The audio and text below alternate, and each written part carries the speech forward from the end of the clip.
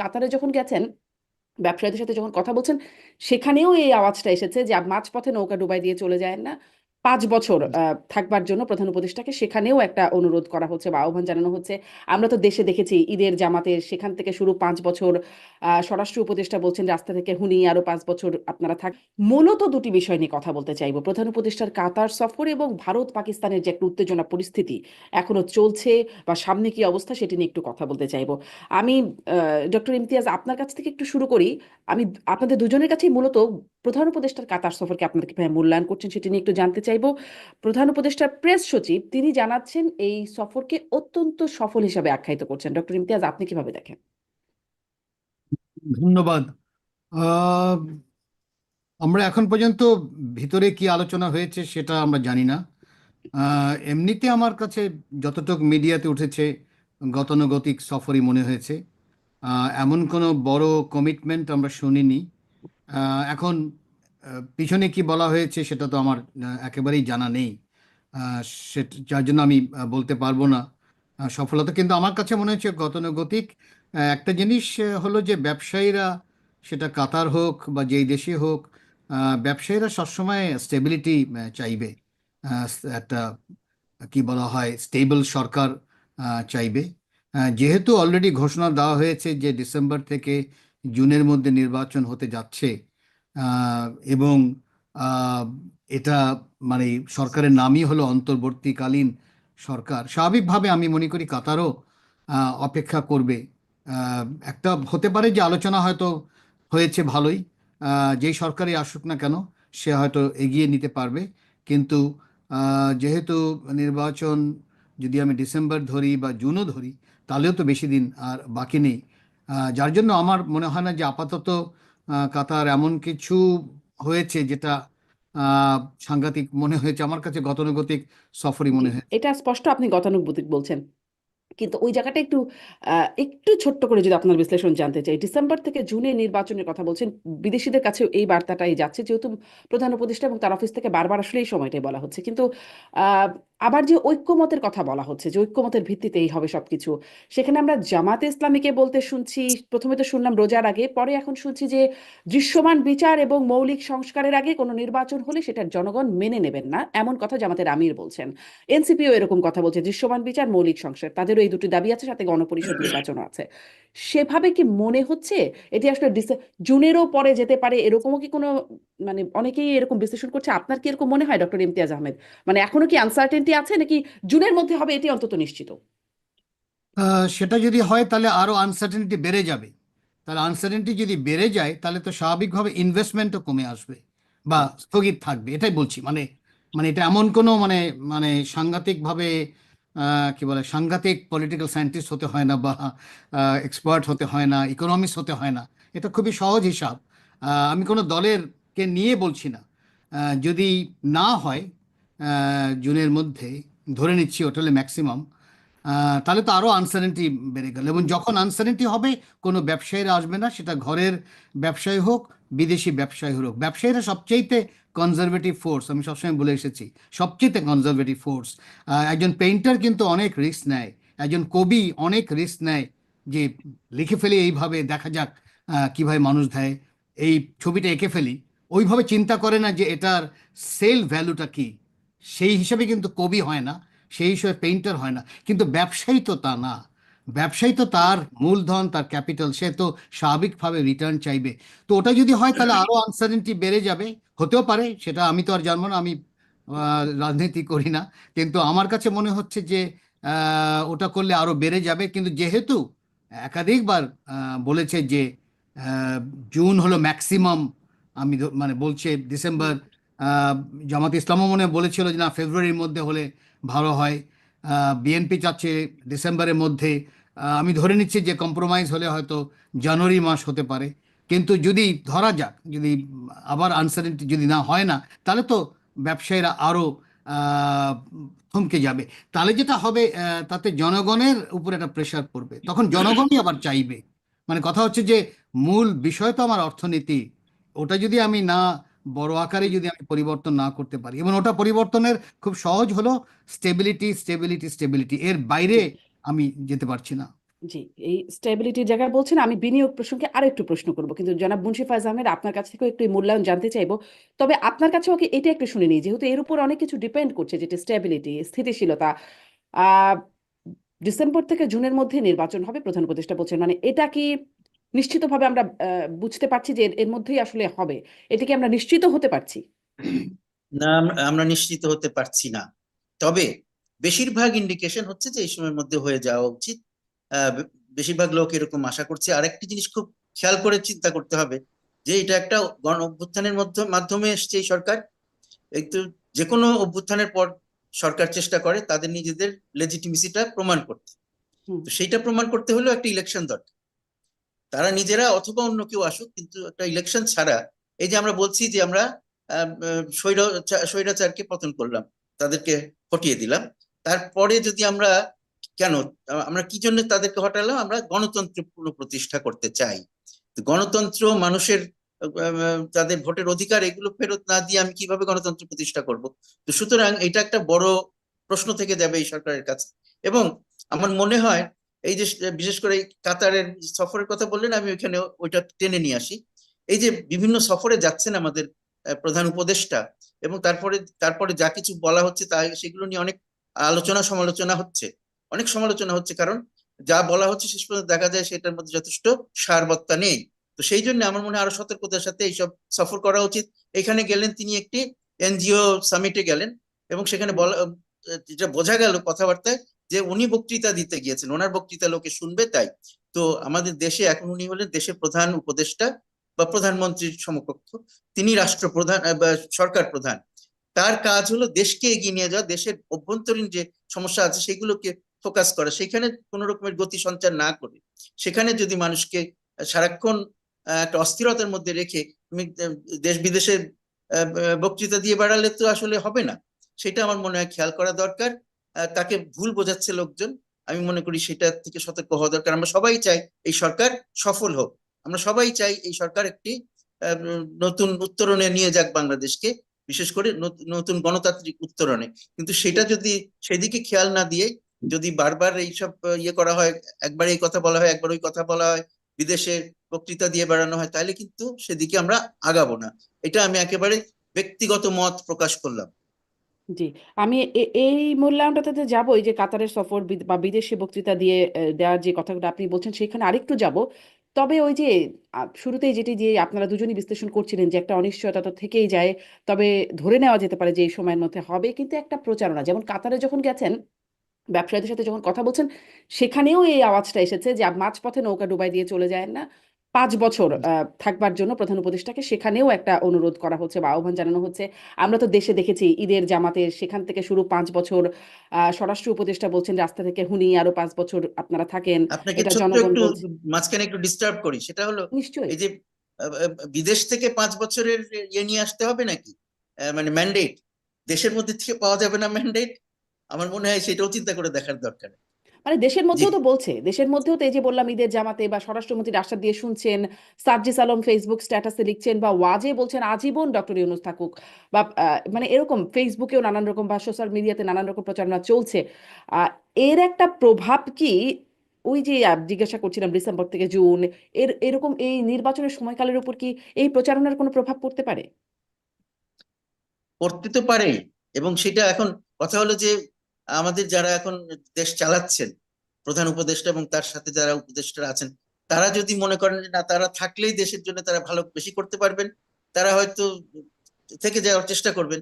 এবং তখন সেটার জন্য বিভিন্ন রকমের জনমত সংগ্রহ করার চেষ্টা করবেন। এই যে এখন যে কথাগুলো আপনি বললেন, যে দেশের মধ্যে এবং বাইরে সবখানে এটার ব্যাপারে একটা কিছু লোক এই কথাগুলো বলছে, আবার অনেক লোকই এটা বলছে না। আর সবচেয়ে বড় যেটা আর্গুমেন্ট এটার বিরুদ্ধে, সেটা হচ্ছে যে একটা আমরা অগণতান্ত্রিক সরকারকে, যাকে বলা হচ্ছে যে সে ভোট নষ্ট করেছে, ইলেকশন গুলোকে সঠিকভাবে করে নাই, তো একটা সঠিক ইলেকশন করে দেখানোটা তো এই সরকারের একটা বড় চ্যালেঞ্জ রয়ে গেছে।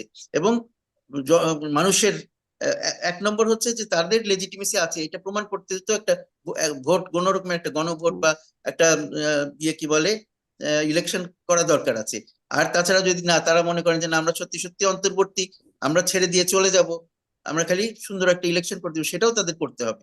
সেগুলো না করে যদি অন্য কিছুর কথা একবার বলছেন যে ইলেকশন দিব, আবার যদি বলেন যে না সবাই বলছে আমরা 5 বছর থাকি, 5 বছর থেকে যাব, তাহলে যে তাদের মধ্যে মনের মধ্যে যে আহ, এই কি বলে ক্ষমতা আঁকড়ে থাকার একটা প্রবণতা কারো কারো মধ্যে আছে, এই দলের এই যারা সরকার চালাচ্ছেন, সেই জিনিসটা বারবার প্রকাশ পেয়ে যাচ্ছে, জি, এবং মোশাররফ সেটা হোসেন, কিন্তু এবারে সেই ইতিবাচক বেসিক নয়। প্রশ্নটাতে বা মূল প্রশ্নটাতে যাই, যে কাতার সফর আপনি কিভাবে মূল্যায়ন করছেন? প্রধান উপদেষ্টা প্রেস সচিব যেটি বললাম অত্যন্ত সফল বলছেন, এবং তিনি এটিও বলছেন যে চীন সফর যেই মাত্রায় সফল হয়েছে সফল হয়েছে সেই স্কেলে এই এই সফরকেও তিনি রাখছেন। একটু কম্পেয়ার করেও যদি বলেন চীন সফর কতটা সফল, সেই স্কেলে কাতার সফরটাও সফল কিনা।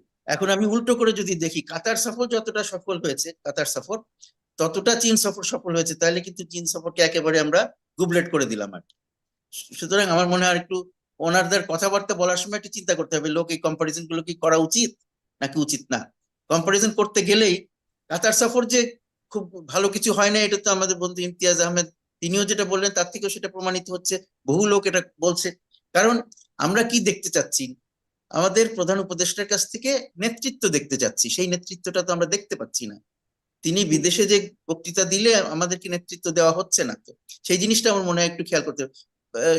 তিনি চীনেও গিয়েছিলেন, কিন্তু একটি পোয়া ফোরামে অংশগ্রহণ করার জন্য একটা ইয়ে ছিল ওখানে, একটা বিশেষ বহুপাক্ষিক একটা ইভেন্ট ছিল, সেখানে উনি গিয়েছিলেন।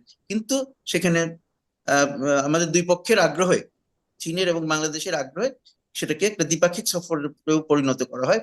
দ্বিতীয় অংশটা দ্বিপাক্ষিক সফর ছিল, এবং সেখানে গুরুত্বপূর্ণ বিষয় ইত্যাদি আলাপ আলোচনা করা হয়েছে। শি জিনপিং এর সঙ্গে দেখা, এখানে যেমন কাতার সফরে লোকে ঝট করে বলে ফেলছে ওই আমিরের সাথে তো একটা সাক্ষাৎ হলো না, মানে এগুলো তো আমরা খেয়াল করছি, তাই না? সুতরাং তাহলে ওখানে যে লাভ হলো কি, এইসব কথা। তারপরে আজকে ব্যবসায়ীদের সাথে দেখা করেছেন, তারা কমিটমেন্ট দিয়েছে, সেই কমিটমেন্টের কি অর্থ আছে সেটা ওই প্রথম কথা যেটা ইমতিয়াজ আহমেদ বললেন যে অন্তর্বর্তী সরকারের সাথে কতটুকু তারা করবে। অন্তর্বর্তী কথা বলেছে, তারা বলেছে হবে, কিন্তু তারা কি একেবারে আগে পিছে কি হচ্ছে না দেখে ইনভেস্ট করে বসবে, সেটা মনে করার কোনো কারণ নেই। তো সুতরাং আমার মনে হয় যে দুটোর সাথে কম্পারিজন না করে কাতার সফরকে আলাদা করে দেখি, চীন সফরকে আলাদা করে দেখি। চীন জি, সফর তুলনামূলকভাবে ভালো হয়েছে।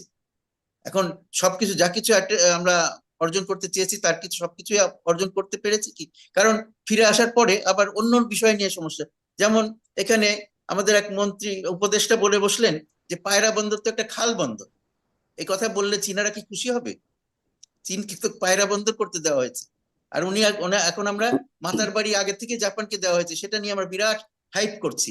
এতে কি চীনারা খুশি হবে? আমার মনে হয় না। তারপরে চীনাদেরকে যেসব কথা বলে আসা হয়েছে, আবার সেগুলোর ব্যাপারে পিছু টান দেওয়া হচ্ছে, এই তিস্তার ব্যাপার বলেন বা অন্যান্য বিষয়। তাহলে চীন সফর কি সত্যি সত্যি সেইভাবে সফল হয়েছে? দুই দেশ কি একই লেভেলের চিন্তা ভাবনা করেছে? আমার একটু সন্দেহ লাগছে।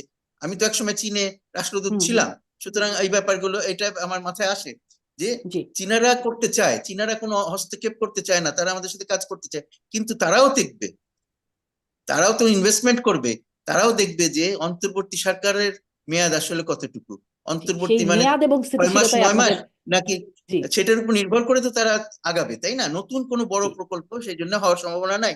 সেই জন্য আপনি দেখেছেন নিশ্চয়ই প্রকল্পগুলো কি হয়েছে, স্বাস্থ্য সেবা বিষয়ক প্রকল্প, যেগুলো এখনো কিছু শুরু হয়নি। একটা অনেক আগেই শুরু হয়েছিল, 2 বছর আগে একটা হাসপাতাল শুরু হয়েছিল, সেটা হয়তো শেষ করবে যত তাড়াতাড়ি সম্ভব, সেটা নীলফামারীতে। আরো দুটা তিনটা হাসপাতাল করার কথা তারা চিন্তা করছে, তো সেগুলোর এখনো কিছু অগ্রগতি নেই, কিন্তু সেগুলো হবে প্রাইভেট সেক্টরে। সুতরাং সেগুলো আগাতে পারে যদি প্রাইভেট সেক্টর যিনি ইনভেস্ট করবেন হুম, তিনি যদি বিশ্বাস করেন যে এটা এটা পরবর্তী যে সরকার আসবে তারা এসে কোনো অসুবিধা করবে না, সুতরাং আমরা এগিয়ে যেতে পারি। আরেকটি যেটা জি, হচ্ছে সেটা নিয়ে তো কোনো অন্তর্বর্তী সরকার বা ইত্যাদি কোনো ব্যাপারই না। খুনমিং এ চিকিৎসা করতে নিয়ে যাবে বাংলাদেশিদেরকে, সেখানে 4টা হাসপাতালকে তারা ডেজিগনেট করেছে, এখানে বাংলাদেশিরা চিকিৎসা নেবে যদি তারা আসে। তো সেটাতে কোনো সমস্যা হওয়ার কথা না, সেটা অন্তর্বর্তী সরকার না স্থায়ী সরকার, এতে কিছু আসে যায় হুম, না। জি, সুতরাং কিছু মোটামুটি কিছু অর্জন চীন সফরে আছে, কিন্তু কাতার সফরে সত্যি কি বড় কোনো অর্জন আছে? একটা জিনিস আছে, 2-3টা জিনিস বলা হচ্ছে। একটা হচ্ছে কি যে 725 জন সৈনিক হুম, সেনাবাহিনীর 725 জন সদস্যকে তারা নিয়ে যাবে এবং নিয়মিত নিতে থাকবে। কিন্তু এটা তো নতুন বিষয় নয়, আসলে এটা পুরনো বিষয়। আবার বলা হচ্ছে এখন, জি, আবার আমি আরো একটু প্রচার আসবো। করা মুন্সি ফয়েজ হচ্ছে। আহমেদ, এই যে সৈন্যবাহিনী থেকে 725 জন নেবে, লোন শোধ করার একটা ব্যাপার আছে, এই বিষয়গুলো নিয়ে জানতে নির্লন চাইবো। তবে সত্যি। আমি এটা একটু শুনে নেই যে আমি মানে কাতার সফরটাকে যেভাবে দেখানো হচ্ছে, বা এই যে মুন্সি ফয়েজ আহমেদ বললেন যে কাতারের আমিরের সাথে তো দেখা হলো না।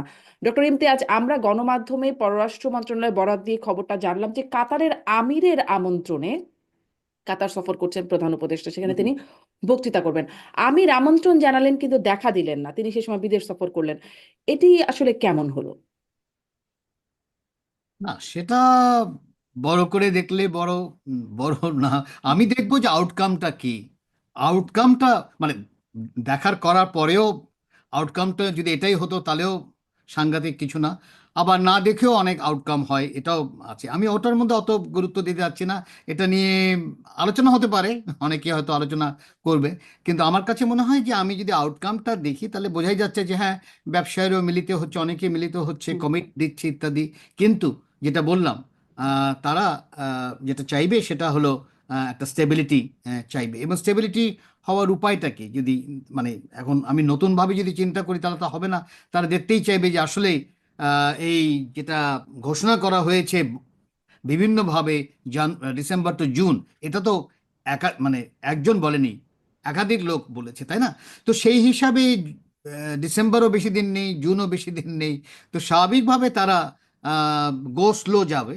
তবে এটা হতে পারে যে হ্যাঁ, তাদের অনেক ব্যবসায়ীরা হয়তো এটাকে, এই অপরচুনিটি দেখবে যে আসলেই কি ধরনের সুবিধা আছে বাংলাদেশের, যখন সময়টা আসবে তখন কিভাবে করবে। চীন, আমি মনে করি চীনও সেটা তা করবে। তাদের একটা বড় ব্যবসায়ী দল আসার কথা মনে হয় আগামী মাসে, খুব সম্ভব। তারাও এই হোমওয়ার্কগুলো করে রাখবে, কোনো সন্দেহ নেই। কিন্তু ওই যেটা বললাম, একেবারে কমিটমেন্ট করা হলো একটা জিনিস, আর একেবারে রীতিমতো বানানো আর একটা জিনিস, দুটোর মধ্যে কিন্তু বেশ আহ, একটা বড় গ্যাপ আছে। তো সেই জায়গায় আমার মনে হয় তারা অপেক্ষা করবে। এখন নির্বাচন আমি চাই বা না চাই সেটা প্রশ্ন না। নির্বাচন তো আজকে নয় কালকে নয় পরশু দিতেই হবে, তাই না? এখন হতে পারে যে যারা ক্ষমতায় আছেন তারা হয়তো নির্বাচনে নামবেন কিনা আমরা জানি না এখন পর্যন্ত, সেটাও পরিষ্কার না। কিন্তু নির্বাচন তো দিতেই হবে, তা না হয় মানে নির্বাচিত সরকার ছাড়া তো আর আমি মানে কতদিন আমি টানবো। হুম। আর তারপরে এক ধরনের কনসেনসাসও তৈরি হয়েছে। বিভিন্ন যে স্টেক হোল্ডার্স আছেন, ইউরোপিয়ান ইউনিয়নও সে একই কথা বলছে, যুক্তরাষ্ট্র সে একই কথা বলছে, ভারতও একই মানে সবাই তো একই কথা বলছে যে তারাও, সো বাইরের যারা আছে তারাও বলছে, ভিতর তো আমি মনে করি যে সেদিকে খুব একটা দেরি হওয়ার কথা না। এখন কোন মাসে হবে সেটা হয়তো আমরা জানবো না। তবে যত তাড়াতাড়ি রোড ম্যাপটা যদি ঘোষণা করা হয়, হুম। আমি মনে করি ব্যক্তিগতভাবে ব্যবসায়ীরা তাও ওটাকে ধরেও কিন্তু অনেক কাজ কিন্তু অগ্রসর মানে এগিয়ে নিতে পারবে। কিন্তু আমি যদি রোড ম্যাপটাও যদি না জানি তাহলে তো অপেক্ষাই কিন্তু করবে রোড ম্যাপের ডক্টর জন্য। ইমতিয়াজ আহমেদ, আবারও আসলে ওই জায়গায় কথা বলতে হচ্ছে, রোড ম্যাপটা জানলে সুবিধা আপনি বলছেন, না জানলে যে অসুবিধাগুলো ব্যবসায়ীরা ফেস করছেন, দিতে কি কোনো অসুবিধার জায়গা আছে? মানে আপনার বিশ্লেষণ কি এমন কিছু পান যে রোড ম্যাপটা এই এই কারণে এখন দেয়া যাচ্ছে না, বা এই মানে এরকম কি কিছু পাওয়া যায়? রোড ম্যাপটা কেন দেয়া হচ্ছে না বলে মনে করেন? একটা একটা হতে পারে যে রোড ম্যাপটা দিলে স্বাভাবিকভাবে তারা মনে করবে যে আহ, যেই দল ক্ষমতা আসবে সেদিকেই হয়তো সবার নজর থাকবে। তারা যে এই কাজটা করতে চাচ্ছে, যে সংস্কারগুলো, সেই সংস্কারগুলো হয়তো অত গুরুত্ব পাবে না, হতে পারে। আমি নিজে জানি না, এটা তারাই বলতে পারবে যে কেন হচ্ছে। এবং দেরি ইচ্ছা করে করছে সেটাও বলা উচিত হবে না যতক্ষণ না এই জিনিসটা পরিষ্কার না হয়। কারণ তাদেরই অ্যাডভাইজার বলেছে যে আহ, নির্বাচনের 2-3 মাস আগের বললেও যথেষ্ট, কারণ নির্বাচন কমিশন প্রস্তুত আছে 2-3 মাসের মধ্যে নির্বাচন করতে। আমরা জানি যে 3 মাসের একটা গ্যাপের মধ্যে তো হতে হবে। আমি যদি ধরেই নিচ্ছি যদি ডিসেম্বরে হয়, তাহলে আমি বুঝতে পারছি যে আচ্ছা, সেপ্টেম্বর অক্টোবরের দিকে হয়তো রোড ম্যাপটা পাওয়া যাবে। যার জন্য তাড়াহুড়া আছে বলে এটাও ঠিক না। তো আমাদের অপেক্ষা করতে হবে। কিন্তু যেটা হচ্ছে যে এই যে না বলাটা, অস্থিরতাটা হুম। যেটা রয়ে গেছে, এই কারণে ইনভেস্টররা যতই কমিট করুক না কেন, তারা কিন্তু এসে ঘর বাড়ি তৈরি করবে না। কারণ ব্যবসায়ীরা প্রচণ্ড কনজারভেটিভ, তারা দেখতে চাইবে যে আমি যেখানে যাচ্ছি সেই জায়গায় স্টেবিলিটি আছে কিনা। আরেকটা জিনিস খেয়াল রাখা দরকার, এটা খুবই গুরুত্বপূর্ণ। আমরা যেহেতু বিশ্বায়নের মধ্যে আছি, অনেক দেশই কিন্তু তাদের ঘরবাড়ি খুলে বসে আছে ব্যবসা করার জন্য। শুধু বাংলাদেশ একা না। আমি যদি খুব তাড়াতাড়ি কাজটা না করি, আমি যদি খুব তাড়াতাড়ি স্টেবিলিটি না আনতে পারি, তাহলে কিন্তু দেখা যাবে সেই ব্যবসায়ী কিন্তু অন্য দেশে চলে যাবে। এবং তার উপরে যেই শুরু হয়েছে, যেই কি বলে কাণ্ড শুরু হয়েছে ডোনাল্ড ট্রাম্পের মাধ্যমে, যেই ট্যারিফ ইত্যাদি, সেগুলো কিন্তু পুরো অর্থনীতির, বিশ্বায়ন যে অর্থনীতির মধ্যে কিন্তু বিশাল পরিবর্তন নিয়ে আসছে। এখানে যত তাড়াতাড়ি আমি স্ট্রাইক করতে পারি, তত তাড়াতাড়ি কিন্তু আমি আমি লাভটা ধরে রাখতে পারবো। কারণ প্রচুর প্লেয়ার্স তৈরি হয়েছে, হুম। সবাই সবার মতন ব্যবসা করার ইচ্ছা রাখে। সেটাও মনে রাখতে হবে, আমরা একা না। তো সেখানে যদি আমি পিছিয়েও যাই, তাহলে এটাও হতে পারে যে আমি যখন রাজি হলাম বা যখন আসার আসার হয়তো সুবিধা, তখন দেখা গেল যে তারা বলছে যে না, আমি তো ভিয়েতনামে চলে গেছি বা আমি অন্য জায়গায় চলে গেছি। সেই জিনিসটাও একটু খেয়াল রাখা দরকার। মানে রোড ম্যাপটা ব্যবসা বাণিজ্য এবং বিনিয়োগের জন্য খুবই গুরুত্বপূর্ণ, সেটা আমি আপনার কথা থেকে স্পষ্ট হলাম। আমি মুন্সি ফয়েজ আহমেদ, আপনি রাষ্ট্রদূত, কূটনীতিক হিসাবে এটি একটু আপনার কাছ থেকে শুনতে চাই। মানে কূটনীতিরও অনেক বডি ল্যাঙ্গুয়েজ থাকে বলে আপনাদের কাছ থেকে সবসময় শুনি। এই যে এই বিষয়টার কি কোনো বিশেষ গুরুত্ব বা মাহাত্ম্য আছে, নাকি এটাকে আসলে ইগনোরই করা যায় যে কাতারের কোন আমির তিনি জিনিসটা? দাওয়াত দিলেন কিন্তু দেখা করলেন না? এটা তো, এইটা নিয়ে আলোচনা হচ্ছে তো ওই কারণে যে মানুষ একটু বিস্মিত হচ্ছে, এটাই তো স্বাভাবিক। যে উনি দাওয়াত দিলে উনি থাকবেন, ওনার সাথে দেখা হবে, কথা হবে। এইটা আহ, নিশ্চয়ই কূটনীতিতে বিভিন্ন দেশের সাথে সম্পর্কে কিন্তু এই যে অপটিক্সটা খুব গুরুত্বপূর্ণ।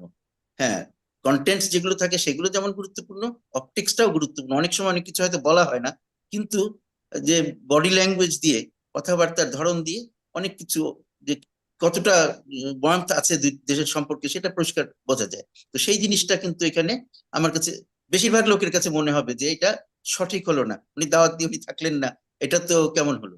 তারপরে আবার বৈঠকের আহ কথা আমরা শুনেও ছিলাম, আমাদের আমাদের পক্ষ থেকে বারবার জানানো হচ্ছিল, একটা টাইম দেওয়ানো হচ্ছিল যে এই সময় হয়তো হবে বৈঠকটা। তো তাহলে তো আরো খারাপ যে একটা জিনিস নির্ধারণ করে তারপরে থাকলেন না, সেটা আরো বেশি খারাপ না? হয়তো প্রথম থেকে কিছুই বলা হলো না, এবং তারপরে বলা হলো যে না, যেহেতু উনি ওই কাজে গেছেন, অন্য একটা ওই যে এনজিওর আর্তানা সম্মেলনে গেছেন, সেখানে সেটার জন্যই ব্যস্ত ছিলেন, এবং সেখানে বক্তৃতা দেওয়া এগুলোই গুরুত্বপূর্ণ ছিল। অন্যান্য কাজ করেছেন, কিন্তু এইটা আহ, আহ, সম্ভব হলে হয়তো, এখন সম্ভব হয় নাই, বা কিছু একটা বলা বলা যেত। কিন্তু যেখানে একটা কমিটমেন্ট আছে, অন্তত বলা হচ্ছে, তারপরে সেটা না হলে আরো বেশি খারাপ দেখায়।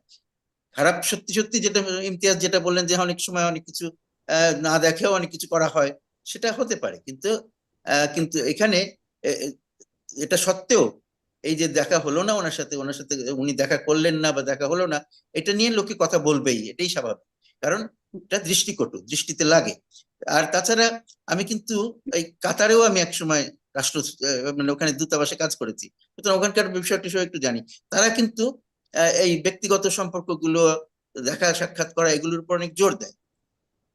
অন্য অনেক দেশের চেয়ে তারা এগুলোকে বেশি গুরুত্ব দেয়, যে প্রোটোকল বিষয়টা তারা অনেক গুরুত্ব দিয়ে দেখে। তো সুতরাং আমি মনে করি যে তাদের ক্ষেত্রে কাতারে যে যে যা কিছু হয়েছে, সেগুলো আমরা ওই চুলচেরা হিসাবে মাপলে কোনো ভুল হবে না। জি, ধন্যবাদ। আমি একটু এবারে আবার ওই বিনিয়োগের জায়গায় ডক্টর ইমতিয়াজ একটু জানতে চাই যে প্রধান উপদেষ্টার প্রেস সচিব তিনি বলছেন যে প্রধান উপদেষ্টা বারবার বলছেন, আমরা তো আসলে তার মাধ্যমেই জানতে পারছি সবকিছু, তিনি তার তার মুখ থেকে শোনা, প্রধান উপদেষ্টা বারবার বলছেন মানে তিনি বাংলাদেশে বিনিয়োগের আহ্বান জানাচ্ছেন ব্যবসায়ীদেরকে, কাতারের ব্যবসায়ীদেরকে এবং আন্তর্জাতিক মহলে, যেটি সবসময় তিনি জানাচ্ছেন।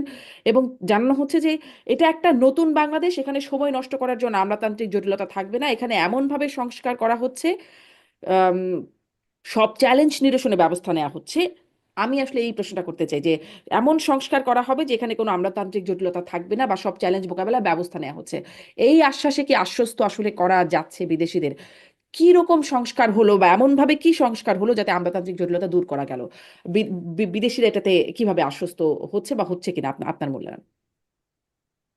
এটা আমি এটা ব্যবসায়ীরা বলতে পারবে যে আসলে এই আমলাতান্ত্রিক জটিলতাটা কমেছে কিনা বা কমছে কিনা ইত্যাদি, এই কয়েক মাসে কমেছে কিনা, দৃশ্যত কমছে কিনা, সেটা হুম। যারা ব্যবসা করেন তারা হয়তো বলতে পারবেন। আমরা যারা বিশ্লেষণ করি, আমাদের দিক থেকে যেটা বলার খুবই সহজ, অন্য দেশের এক্সাম্পল নিয়ে যদি আমরা দেখি, সেটা হলো সব দেশই সেটা কঠিন দেশ হোক বা যাই হোক, তারা স্টেবিলিটি চায়।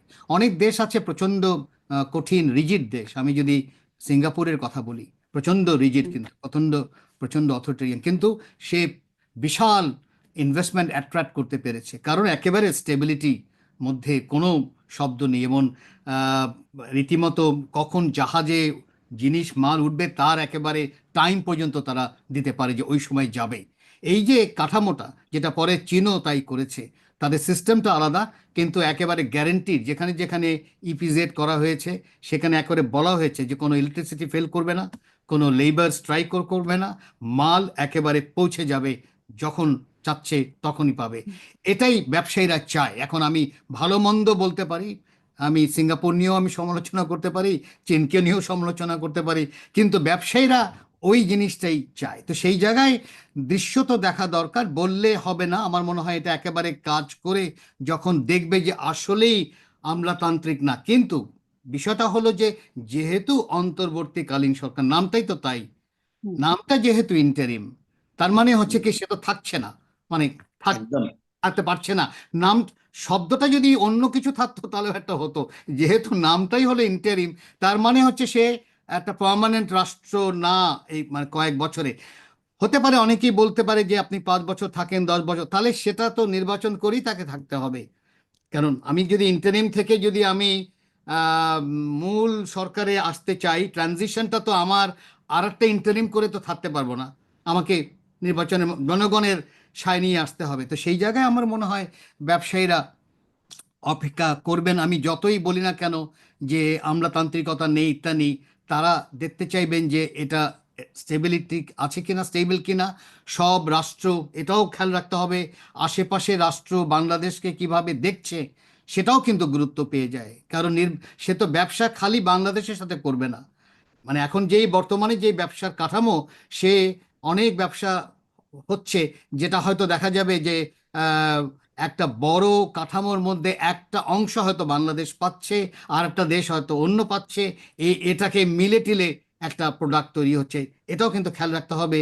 তো সেই দিকে নজর থাকবে, বাংলাদেশের সাথে অন্য দেশের সাথে সম্পর্ক, সেটাও কিন্তু নজর রাখবে। কিন্তু মূল জিনিসটা হলো যেহেতু নামকরণটা ইন্টারিম, স্বাভাবিকভাবে তারা চাইবে যেটা যত তাড়াতাড়ি একটা স্টেবল ফর্ম নিবে, তত তাড়াতাড়ি আমি মনে করি যে ব্যবসায়ীরা তখন চলে আসবে। তখন যদি দেখে যে হ্যাঁ, আমলাতান্ত্রিকতা যেই জিনিসটা ছিল সেটা নেই, তাহলে আরো তড়িৎ বেগে আমার মনে হয় কাজটা হবে। কিন্তু হুম। আমি বললাম, কিন্তু আমি ওই ইন্টারিম শব্দটা রেখে দিলাম, তাহলে দেখা যাচ্ছে যে তারা উৎসাহ দেখাবে, কমিটমেন্ট করবে, কিন্তু আহ, একেবারে রীতিমতো এসে ঘর বাড়ি তৈরি করা, সেই ব্যাপারে তারা অপেক্ষা করবে। জি। আর আমি একটু মুন্সি ফায়জ আহমেদ, আপনিও যদি ছোট্ট করে এখানে বলেন যে আমলাতান্ত্রিক কোনো জটিলতা থাকবে না এমন ভাবে সংস্কার করা হচ্ছে, এটা বিদেশিরা আশ্বস্ত হচ্ছে কিনা, এমন সংস্কার আসলে কত দূর এগুলো, এমন সংস্কার কি আসলে বাস্তবায়িত বাংলাদেশে হয়েছে বা হবার পথে আছে? এখন সংস্কার কিছু শুরু হয়েছে কিনা সত্যি সত্যি সেটা বলা মুশকিল। সংস্কার নিয়ে আলাপ হচ্ছে, সংলাপ হচ্ছে, এই সংস্কার করা উচিত, তোমরা কি এগ্রি করো, এইভাবে আলাপ আলোচনা হচ্ছে। কিন্তু কিছু কিছু বিষয় সংস্কার একেবারে যে হাত দেওয়া হয়েছে এটা এখন পর্যন্ত আমরা বুঝতে পারছি না। আর কতগুলো জিনিস আছে, যেমন লোকজনকে বদলি করা, এই লোকটা আগের সরকারের প্রতি বেশি লয়াল ছিল সুতরাং একে সরিয়ে অন্য লোককে দাও, এই ধরনের কিছু কাজ হয়েছে।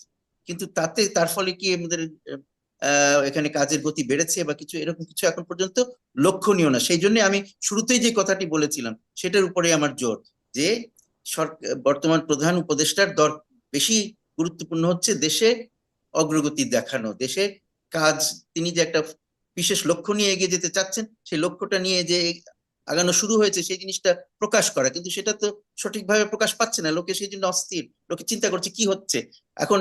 যেমন এই যে সংস্কারের কথা বললেন, কাতার ভিজিটের এক পর্যায়ে আমাদের প্রেস সচিব তিনি বললেন যে কাতার আমাদেরকে আশ্বস্ত করেছে যে তারা আমাদের সংস্কারের ব্যাপারে, আমরা যা যা সংস্কার করতে চাই সেই ব্যাপারে তারা আমাদের পুরোপুরি সহযোগিতা করবে। হুম। এখানে এই কথাটা বলতে তার একবার চিন্তা করতে হলো না, এই সংস্কারের তুলনা আমরা করব, বাইরের লোক এসে আমাদেরকে একমাত্র অর্থ প্রয়োজন হলে অর্থ দিতে পারে লোকে, কিন্তু এছাড়া আমরা সংস্কার কিভাবে কি করব সেটা তো আমাদেরকে ঠিক করতে হবে। এটা তো কাতারের লোকজন আমাদেরকে খুব বেশি যে সাহায্য করতে পারবে, অন্য কোনো দেশের লোক সাহায্য করতে পারবে তা তো নয়। তো সেটা ওই কথাটা বলার সময় জিনিসটাকে সুন্দর করে গুছিয়ে বলা, যে আমাদের সংস্কার করার চেষ্টা করছি, সেই ব্যাপারে তাদের সমর্থন আছে। এটা বললে এক জিনিস হয়। আর কিন্তু তারা আমাদেরকে সব রকমের সাহায্য সহযোগিতা করবে আমাদের সংস্কার করার ব্যাপারে, সেই জিনিসটা অন্য একটা অর্থ দেয়। তো তাহলে কি আমার মনে হয় মুন্সি যে ফয়জ আহমেদ একটু বাড়িয়ে বলার প্রবণতা মানে এই আছে যে যে আপনি ঠিক ধরে ফেলছেন, আমি কি বলার চেষ্টা করছি যে এমন সব কথা বলা হচ্ছে, পরে সেগুলো ভুল প্রমাণিত হচ্ছে, বা সেগুলো মনে হচ্ছে সেই অন্তঃসার শূন্য কথাবার্তা বলা হচ্ছে এরকম। কারণ কথা বললেই সেটার একটা উল্টো কথা বের হয়ে আসছে, অভিভাবকত্ব বা ইত্যাদি যখন বলে, চিন্তা ভাবনা করে বলতে হবে না? তো সুতরাং আমার মনে হয় যে একটু ভাবতে হবে যে আমরা কি বলছি, কেন বলছি, কাকে বলছি। আর আমাদের এটাও খেয়াল রাখতে হবে যে কাতার খুব গুরুত্বপূর্ণ ভূমিকা পালন করতে পারে আমাদের, তাদের যেহেতু অনেক অর্থ আছে, তারা আমাদের অর্থ সাহায্য বিভিন্নভাবে করতে পারে, যদি করে, বিনিয়োগ করতে পারে। কিন্তু অন্যান্য দিক থেকে কাতারের চেয়ে অনেক গুরুত্বপূর্ণ দেশ আমাদের আছে, তাদের সাথে আমাদের সম্পর্কটাকে এগিয়ে নিয়ে যাওয়ার ব্যাপারে আমরা কতটুকু আগাচ্ছি। আর জি। সব প্রথম হলো দেশের ভিতরে অভ্যন্তরীণ যে সমস্যাগুলো আছে, অভ্যন্তরীণ শক্তিটা যদি আমরা তৈরি না করতে পারি, বিদেশের সাথে যেখানেই যাই সেখানে আমরা দুর্বল দেখাবো। আমরা যতই চেষ্টা করি, আমাদের যতই ভালো বক্তৃতা দেই ইনভেস্টমেন্টের জন্য, এবং সেই জন্য লোকজন খুব বাহবা দেয় এবং তারা কমিটমেন্ট দেয়, কিন্তু যখন দেখবে যে আমাদের অভ্যন্তরীণ শক্তি কম, তখন তারাও কিন্তু দ্বিধাগ্রস্ত হবে যারা এখানে ইনভেস্ট জি, করতে আসবে। আমার সুতরাং মনে হয় সবকিছু এতক্ষণের প্রথম আলোচনায় এই বিষয়টা স্পষ্ট হয়েছে। একটু লোন শোধ করার বিষয়টা একটু ডক্টর ইমতিয়াজ আপনি যদি একটু বলেন যে $254 মিলিয়ন গত সরকারের রেখে যাওয়া লোন কাতারের সেটি পরিশোধ করেছে এই সফরের আগেই, আপনার বিশ্লেষণ। না, সেটা করেছে, মানে ভালো, মানে লোন পরিশোধ করেছে, হতে পারে একটা, ওটা হয়তো একটা ইম্প্যাক্ট ফেলবে যদি লোন পরিশোধ না হতো, তারা স্বাভাবিকভাবে সেটা হয়তো রেজ করতো। তো সেটা রেজ করেনি, কিন্তু ওইটা যেটা বললাম, বড় আকারে সম্পর্ক করার যে বিষয় বা কিছু হওয়ার যে বিষয়, সেটা হয়নি আমার কাছে মনে হয়েছে। বড় কিছু গতানুগতিক সফরই হয়েছে। হুম। এখন দেখা দরকার যে যারা কমিট করেছেন, যারা ব্যবসায়ী, তারা কখন আসবে, কোন সময় আসবে, এসে যেটা বললাম, কমিট করা একটা কথা, সফর করা একটা কথা, আলোচনা করা একটা কথা, আর রীতিমতো এসে পিলার বসানো মধ্যে কিন্তু বিরাট পার্থক্য আছে দুটোর মধ্যে। তো ওটার জন্য আমাদের অপেক্ষা করতেই হবে।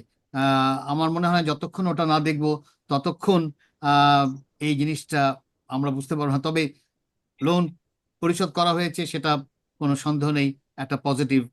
আপনি ইতিবাচক ভাবে দেখছেন, আমি মুন্সি ফয়জ আহমেদ আপনার কাছে একটু শুনি। লোন পরিশোধ করাটা তো একটা ইতিবাচক ব্যাপার, এবং লোন পরিশোধ করার ব্যাপারে বাংলাদেশের ইতিহাস খুব খারাপ না। সেই জন্য মানে অন্য অনেক দেশ লোনের পিছনে পড়ে থাকে, বাংলাদেশ সাধারণত পিছনে পড়ে না।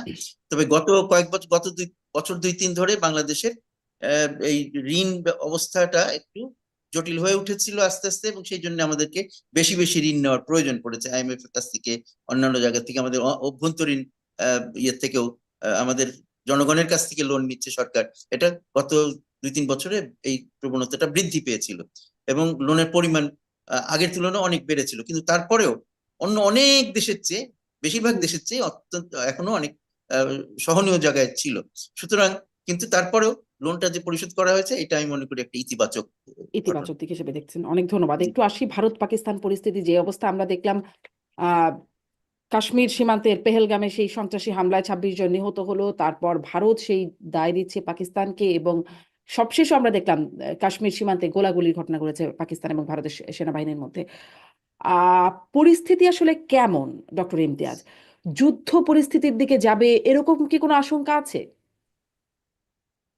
আপাতত মনে হচ্ছে না যে বড় ধরনের যুদ্ধ হতে যাচ্ছে, তবে সার্জিক্যাল অ্যাটাক যেটাকে বলা হয়, সেটা হওয়া সম্ভব। ছোটখাটো গোলাগুলি এটাও অলরেডি হয়েছে। এটাও হওয়া সম্ভব, কারণ দুই দেশের জনগণের মধ্যে ইমোশনও কিন্তু সাংঘাতিক বেড়ে গেছে, হুম। এবং মিডিয়াও কিন্তু বিশাল হাইপ তৈরি করেছে, এটাও খেয়াল রাখতে হবে।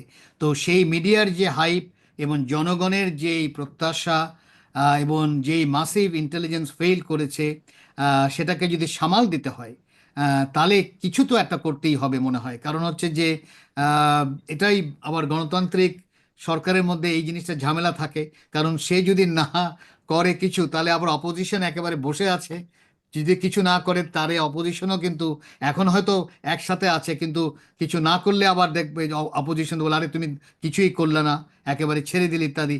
তো সেই জায়গায় এটা ভয় এখনো আছে যে দুটো দেশেই, এবং এটা দুটো দেশের মধ্যেই আছে, সেই দুটো দেশ আহ, পাল্টা আক্রমণ করার ফলে এক ধরনের লড়াইয়ের মধ্যে যেতে পারে। তবে বড় যেই যুদ্ধ যাকে বলা হয় সেটা হওয়াটা আপাতত মনে হচ্ছে না, কারণ তার প্রস্তুতির ব্যাপার আছে, এটাও খেয়াল রাখতে হবে। জনগণ রেডি কিনা সেই ধরনের বড় যুদ্ধ, সেটা ভারতের জনগণ প্রস্তুত কিনা, পুরো জনগণ। আবার ঠিক একইভাবে আহ, একটা মিনিট, আমার মনে ফোন এসেছে একটা বিষয়। আমি তাহলে মুন্সি ফয়েজ আহমেদ আপনার কাছ থেকে একটু জিজ্ঞাসা করি যে আপনার কি মনে হয় যুদ্ধ মানে যুদ্ধ পরিস্থিতি থেকে যাচ্ছে কিনা, এটি একটা, এই প্রশ্নটা তো আছেই। আর ভারত পাকিস্তানকে দায় দিচ্ছে, কিন্তু পাকিস্তান সেই দায় অস্বীকার করছে, কিন্তু পাকিস্তানের প্রতিরক্ষা মন্ত্রী স্পষ্ট অস্বীকার করেছেন। টিআরএফ যারা দায় স্বীকার করেছিল, পরে তারাও বলছে তাদের নাকি ওয়েবসাইট হ্যাকিং হয়েছে, তারাও আসলে দায় অস্বীকার করছে। যাই আপনার হোক, এখানে বিশ্লেষণ। আমি প্রফেসর ইমতিয়াজের সাথে মোটামুটি একমত যে সংঘর্ষ বিভিন্ন পর্যায়ের বিভিন্ন লেভেলের সংঘর্ষ হতেই পারে, যেটা হচ্ছে এখনো ছোট ছোট স্কার্মিশেস হচ্ছে, তারপরে আরো হতে পারে, আরেকটু আরেকটু বড় আকারেও হতে পারে, কিন্তু পুরোপুরি যুদ্ধ লেগে যাওয়া সেটার সম্ভাবনা কম। কারণ ওই যে প্রস্তুতির ব্যাপার আছে, তারপরে নানান রকমের সমীকরণ থাকে দুই পক্ষেই। পাকিস্তানের নিজস্ব রাজনৈতিক অবস্থা খুব শক্ত নয়, তাদের হুম। অর্থনৈতিক অবস্থাও শক্ত নয়। আর ভারতের এটা ঠিক একটা এটা তারা ঠিক আগে থেকে রেডি হয়ে যে করছে, ঘটনাটা ঘটার জন্য আগে থেকে প্রস্তুত ছিল, সেটা মনে করা ঠিক না। তো সুতরাং আমার মনে হয় না যে এখনই বড় আকারে কোনো যুদ্ধ লেগে যেতে পারে। আর কিন্তু এই যে মাঝে মাঝে যুদ্ধ অবস্থা তৈরি করা, এটা কিন্তু দুই দেশেরই যে যারা সিকিউরিটি এস্টাবলিশমেন্ট আছে তাদের স্বার্থ রক্ষার জন্য এগুলো হয়ে থাকে। হয় এই পক্ষ নইলে ওই পক্ষ যেভাবে হোক তারা এটা করার চেষ্টা করে। পাকিস্তানে তো সোজাসুজি বলে দেওয়া যায় যে ওদের সামরিক বাহিনী তা চায় যে এখানে কনফ্লিক্টটা থাকুক, কারণ তাহলে তারা তাদের যে ডমিনেন্স আছে ওখানকার পলিটিক্সে সেইটা টিকিয়ে রাখা যায়। আর যদি শান্তি এসে যায় ভারতের সাথে, তাহলে তাদের গুরুত্বটা সেই তুলনায় কিছুটা হলেও কমে যাবে। পুরোপুরি চলে যাবে না, কিন্তু কিছুটা হলেও কমে যাবে। তো সেটা তো তারা আর চায় না। এবং সেরকমই ভারতে ঠিক আমরা কখনো দেখিনি যে সেনাবাহিনী সামনাসামনি এসে ডমিনেট করার চেষ্টা করেছে, কিন্তু ভারতে একটা খুব শক্তিশালী সিকিউরিটি এস্টাবলিশমেন্ট আছে, যারা সেনাবাহিনীর লোকজনও আছে সেখানে, সেনাবাহিনীর বাইরের লোকজনও আছে। তো তারা কিন্তু তাদের নিজেদের যে গুরুত্ব, তারা যে একটা অত্যন্ত গুরুত্বপূর্ণ কাজ করছে সেটা প্রমাণ করবার জন্য তাদেরকে তো লাইমলাইটে থাকতে হয়, এবং এই ধরনের কিছু ঘটনা ঘটলে তারা সেই লাইমলাইটে থাকতে পারে। তো সেই কারণে এখন যেমন এদিকে বলা হচ্ছে যে পহেলগামে পাকিস্তানের সমর্থন পুষ্ট কিছু আহ, সন্ত্রাসীরা এই কাজটি করেছে, হুম। আবার ওদিকে বেলুচিস্তানে বলা হচ্ছে যে ভারতের সমর্থন পুষ্ট সন্ত্রাসীরা এইসব করছে। তো সুতরাং এইটা চলতে থাকবে। আমাদের চেষ্টা হলো যে আমরা এইটার ব্যাপারে কোনো পক্ষ যাতে আমরা না নেই, আমাদের সরকারের সেদিকে খেয়াল রাখতে হবে। এবং যদি সুযোগ আসে তাদের সাথে কথা বলার, তাইলে আমরা তাদেরকে বলবো যে তোমরা দুই পক্ষই সংযম প্রদর্শন করো এবং যুদ্ধের দিক থেকে সরে আসো। শান্তি সবার জন্যই প্রয়োজন, তোমাদেরও প্রয়োজন, আমাদেরও প্রয়োজন।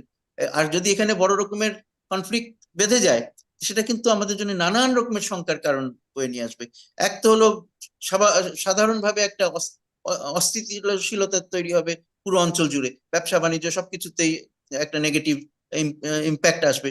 আর তারপরে এই দুইটা দেশই কিন্তু পারমাণবিক অস্ত্র হুম। দিয়ে অস্ত্র আছে তাদের দুজনেরই।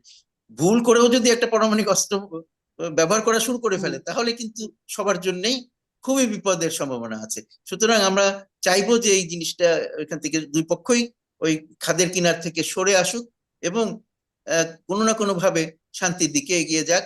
আমি আজকে গিয়ে দেখছিলাম ভারতীয় একটা গণমাধ্যমের টিভি একটা প্রোগ্রামের দেখাচ্ছিল, যেখানে সেখানেও যে তারা তাদের যে সাধারণ মানুষ আছে বা যারা এইসব নিয়ে কথাবার্তা বলেন, তারাও কিন্তু সরকারকে বলার চেষ্টা করছে যে তোমরা সংযম প্রদর্শন করো এবং find a way out to establish a dialogue শুরু করতে পারলে সেই ডায়ালগ থেকে আস্তে আস্তে হয়তো কিছুটা হলেও পরিবেশটা শান্ত করা সম্ভব। হ্যাঁ, কিন্তু সেই পরিবেশ মানে যে আহ্বানটা জানানো হচ্ছে সেরকম দিকে কি যাচ্ছে ডক্টর ইমতিয়াজ, সেই প্রশ্নটা করতে চাই। কারণ দুই দেশ ইতোমধ্যে যে ব্যবস্থাগুলো নিচ্ছে বলে দেখছি, যে দীর্ঘদিনের পানি বন্টন চুক্তি যেটি ছিল সেটি ভারত সেটি স্থগিত করছে, বাতিল করছে, বা পাকিস্তানের নাগরিকদের ফিরিয়ে নেবার জন্য সময় 24 ঘন্টার মধ্যে ফিরিয়ে নেবার জন্য বলছে। এইরকম এই বিষয়গুলো চলছে, উল্টো দিকে পাকিস্তানও এরকম কিছু কিছু পদক্ষেপ নিচ্ছে। তাতে কি মনে হচ্ছে শান্তির দিকে যাচ্ছে বা একটা আলোচনার রাস্তা তৈরি হচ্ছে দুই দেশের মধ্যে? এটা নতুন না, কিন্তু আগের যেই ঘটনাগুলো যেগুলো ঘটেছে সেগুলো যদি আমরা দেখি, সেখানেও কিন্তু আমরা ওই কম বেশি এই ধরনের এই দেখেছি, মিশন থেকে বিশেষ করে লোক কমিয়ে আনা ইত্যাদি। ইন্দাসের বিষয়টা হয়তো নতুন যোগ দিয়েছে, তারও যেহেতু একটা আলোচনা হচ্ছিল এবং আলোচনা স্থগিত করেছে। এখানে কখনোই বলা হয়নি যে আমি আমি বাতিল করে দিচ্ছি যে এগ্রিমেন্টটা করা হয়েছে, এবং যেখানে কি বলা হয়, ওয়ার্ল্ড ব্যাংক জড়িত, বিভিন্ন হুম। কাঠামো জড়িত সেই এগ্রিমেন্টে। তো আমার মনে হয় যে তারা এতটুকু তো না করার কোনো উপায় ছিল না, কারণ এরকম একটা ঘটনা ঘটেছে। তবে কোনো সন্দেহ নেই বড় আকারেই ইন্টেলিজেন্স ফেল করেছে। মনে রাখতে হবে, হামলাটা কি পাকিস্তানি করেছে এই বিষয়ে কি স্পষ্ট হওয়া যায়? না, সেই এভিডেন্স এখনো আসেনি। সেই এভিডেন্সের ব্যাপারে আমার মনে হয় আন্তর্জাতিক কমিউনিটিও ওয়েট করছে যে কোন এভিডেন্সে বলা হচ্ছে।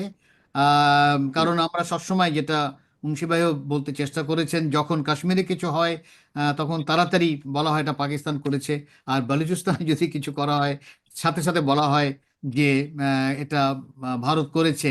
কিন্তু বালুচির যে এজেন্সি থাকতে পারে, কাশ্মীরিদের নিজেদের যে এজেন্সি থাকতে পারে, সেটা কিন্তু দুই দেশই ভুলে যায়। মনে রাখতে হবে যে তারা তো মানুষ, এবং তাদেরও একটা এজেন্সি আছে। তো সেই জায়গায় আমার মনে হয় এই পাল্টাপাল্টি করার ফলে যেটা হয়, মূল সমস্যা ওই রয়ে যায়। কিন্তু কিন্তু এবার যেটা হয়েছে, যেহেতু আম, যেই আইনের মাধ্যমে স্পেশাল স্ট্যাটাস ছিল সেটাকে রিভোক করার পরে ইনভেস্টমেন্টের বিষয়ে জোর দেওয়া হয়েছিল, এবং ভাবা হয়েছিল যে ট্যুরিজমের মাধ্যমে পুরো কাশ্মীর নতুনভাবে পৃথিবী দেখবে। এবং একটা অনেকটা বলতে গেলে যারা এই ধরনের আক্রমণ করেন পৃথিবীতে সব জায়গায় দেখা গেছে, তারা কিন্তু এই ধরনের একটা পরিস্থিতির জন্য ওয়েট করেন, যখন সবাই অনেকটা ঘুমিয়ে থাকে বলতে গেলে। তো এখানে বোঝা যাচ্ছে যে যেই সামরিক বাহিনীর বিরাট কাঠামো কিন্তু কাশ্মীরে আছে, কিন্তু দেখা গেল যে তারা কিন্তু প্রস্তুত ছিল না। এমনকি বলা হচ্ছে যেই জায়গায় গেছে সেখানে কিন্তু এই মাসে যাওয়ার কথা না, আরো 2 মাসের পরে। কিন্তু এই মাস থেকেই যে ট্যুরিস্টরা যাওয়া শুরু করেছে, সেই কাহিনী কিন্তু বলা হয়নি নিরাপত্তা বাহিনী। এই এত দুর্বল তো হওয়ার কথা না, যার জন্য বোঝাই যাচ্ছে যে তারা কমপ্লেসেন্ট হয়ে গিয়েছিল যে না, আমি তো সব সামাল দিয়ে ফেলেছি। এবং তখনই কিন্তু এই ধরনের আক্রমণ হয়, যদি সমস্যা রয়ে যায়। তো আমরা সমস্যা যে রয়ে গেছে এটা তো অস্বীকার করলে চলবে না। তো আমার মনে হয় দুটো দেশই চেষ্টা করবে, অ্যাটলিস্ট বড় যুদ্ধের মধ্যে যদি যদি যায় তাহলে তো সাংঘাতিক ঝামেলা। কিন্তু যেটা বললাম, দুই দেশের জনগণ আমি মনে করি না আপাতত তারা প্রস্তুত সেই বড় যুদ্ধে। তবে ছোটোখাটো আক্রমণ, পাল্টা আক্রমণ আহ, না হওয়াটাই অস্বাভাবিক আমার কাছে মনে হবে। সেরকম একটা দুটো হয়তো হবেই। কিন্তু এই ঘটনাকে কেন্দ্র করে ভারতের অভ্যন্তরে সাম্প্রদায়িকতা বা সাম্প্রদায়িক সহিংসতার সেটি একটা বারবার লক্ষণ দেখছেন কিনা? বিভিন্ন জায়গায় কিছু কিছু নজির দেখা যাচ্ছে, এটি কি, এটি আসলে কোন অবস্থায় যেতে পারে? ওটা এমনিতেই বেড়ে গিয়েছিল। ওটা যদি আমরা যারা এভিডেন্স যদি আমি দেখি, যে এভিডেন্স এসেছে বিজেপি সরকারের সময়, কিন্তু এমনিতেই বেড়ে গেছে। এটা ভারতের যারা বিশ্লেষণ করেন তাদের পরিসংখ্যান দিয়েই আমি বলছি, আমার নিজের বানানো না। তারাই দেখিয়েছেন যে বড় আকারে কিন্তু কমিউনাল কনফ্লিক্ট ভারতে বেড়ে গেছে। কারণ হিন্দুত্বের মধ্যে একটা পলিটিক্যাল কাঠামো তৈরি হয়েছে ধর্মকে ব্যবহার করা, যেটা কংগ্রেসের মধ্যে যেটা ছিল না। তো সেই জায়গায় এমনিতেই কিন্তু বেড়ে গেছে, এবং এটা আরো বাড়াবে এতে কোনো সন্দেহ নেই। যেহেতু ওইভাবে বলা হচ্ছে, এবং কাশ্মীরে যা কিছু হয় তার ইম্প্যাক্ট, একটা কমিউনাল ইম্প্যাক্ট সবসময় পড়ে। কিন্তু কমিউনাল, মানে কমিউনাল যে সম্পর্ক, ওটা এমনিতেই কিন্তু বেশ নিচের দিকে, যেটা আন্তর্জাতিক যতগুলো ইন্ডেক্স আছে সেখানেও কিন্তু এই জিনিসটা পরিষ্কার করে বলা হয়েছে। ঠিক, ডক্টর ইমতিয়াজ, ধন্যবাদ আপনাকে। কিন্তু এই সংখ্যালঘু ইস্যুতে ভারত আমাদেরকে মানে বাংলাদেশকে অনেক জ্ঞান দিচ্ছে, এই এই সম্প্রতি সময় আরো বেশি সেটা খুব চোখে পড়ে। সেখানে এরকম যখন ভারতের ভেতরের অবস্থা, বাংলাদেশে এর প্রভাব পড়বে কিনা, মুন্সি ফয়েজ আহমেদ? সেটাও এটা তো সেটাও ভারত এক্সেপশনাল না। মনে রাখতে হবে যে আমেরিকাও আমাদের অনেক কিছু জ্ঞান দেয়, কিন্তু তাই বলে সবকিছু আমেরিকায় ঠিক আছে এটাও বলা ঠিক হবে না। আমার প্রচুর আফ্রো আমেরিকান যারা বন্ধু আছে, তারা যখনই শুনে যে আমেরিকা গণতন্ত্রী তারা হেসে দেয়। তারা বলে তাই নাকি, রিয়েলি? তো আমার কাছে মনে হয় যে জ্ঞান সে দিতেই পারে, তার রাজনীতি সে মানে কি বলা হয়, রাজনীতির মধ্যে সেটা পড়ে যায়। তবে কোনো সন্দেহ নেই, আহ, যেই জিনিসটা আমাদের খেয়াল রাখা উচিত যে আমাদের কাঠামোর মধ্যে যেন ঝামেলা না তৈরি হয়। অন্য দেশ কি বলছে সেটার উপর ভিত্তি করে আমি যদি চলি তাহলে হবে না, আমাকে তো বাংলাদেশ কেন্দ্রিক হতেই হবে, যেখানে জি রীতিমতো সবার সাথে সম্পর্ক যেটা, টলারেন্স যেটা, সেটা যদি আমি যদি না বাড়াই, তাহলে তো দ্বিতীয় দেশ বা তৃতীয় দেশ একটা সুযোগ নিয়ে সমালোচনা শুরুই করবে। জি, মুন্সি ফয়েজ আহমেদ। হ্যাঁ, এখানে আপনি যে কথাটা বললেন যে ভারতে অনেক বেশি এই হিন্দুত্ববাদের যে অত্যাচার হুম মুসলমানদের উপর এবং অন্যান্য ধর্মীয় ধর্মের উপর, সেটার সম্বন্ধে কোনো সন্দেহ নেই, সবাই জানে। কিন্তু তারপরেও তারা আমাদেরকে দোষারোপ, আমাদের এই 5 আগস্টের যে অভ্যুত্থান হয়েছে সেটার ধরে তারা বলার চেষ্টা করে যে ওই সময় আহ, হিন্দুদের বিরুদ্ধে বা সংখ্যালঘুদের বিরুদ্ধে আমরা অত্যাচার ইত্যাদি ঘটনা ঘটেছে। এখানে একটা জিনিস বারবার সরকার বলার চেষ্টা করেছে, এবং আমরা এখানে তো থাকি, এই দেশে থাকি, তো আমরা বুঝতে পারি এখানে তো আসলে সেরকম কোনো সাম্প্রদায়িকতা ভিত্তিক কোনো রকমের ঘটনা খুব একটা আমরা দেখতে পাচ্ছি না।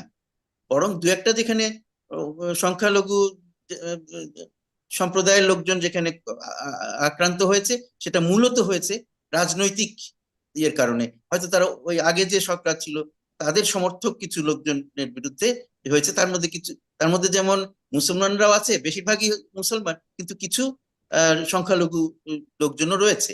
তো সেইটাকে তারা সামনে তুলে ধরার চেষ্টা করেছে। কিন্তু তাদের দেশে যে সত্যি সত্যি সাম্প্রদায়িকতা একটা বিরাট বিষ বাষ্পের মতন হয়ে মাথা তুলে দাঁড়াচ্ছে, এবং ভারতের এত সুন্দর একটা অসাম্প্রদায়িক ইমেজ ছিল, সেই ভাবমূর্তি ছিল, সেটাকে পুরোপুরি ধ্বংস করে দিয়েছে।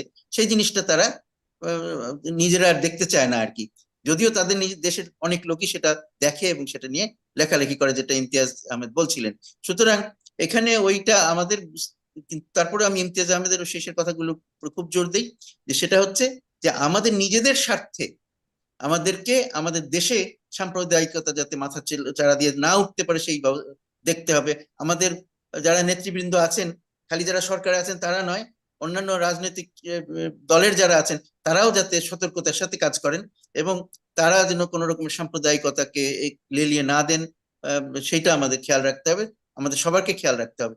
কারণ আমাদের তো আর ভারতের মতন বিশাল দেশ নয় যে অনেক সমালোচনা আমরা মেনে করতে পারবো, কি বলা যায়, ঠেকিয়ে দিতে পারবো।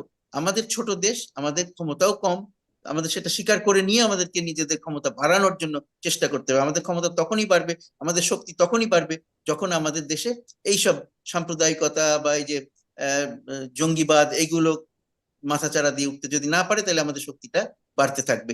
এবং আমাদের ওই যে আমরা আমাদের যে প্রমিস টু দি পিপল, যে আমরা গণতন্ত্র পুনঃপ্রতিষ্ঠা করব, সেইটার দিকে আমাদের জোর দেওয়া, যে সংস্কার করার কথা বলছি আমরা, সেই সংস্কার গুলো করার উপরে জোর দেওয়া, সেইটার উপরে আমার মনে হয় যে আমাদের সরকারের দৃষ্টি আরো বেশি করে নিবদ্ধ করা দরকার। এবং সরকার যদি সত্যি সত্যি এগিয়ে যায়, তাহলে তাদের জন্য সহজ হবে মানুষকে সাথে নিয়ে আগানো।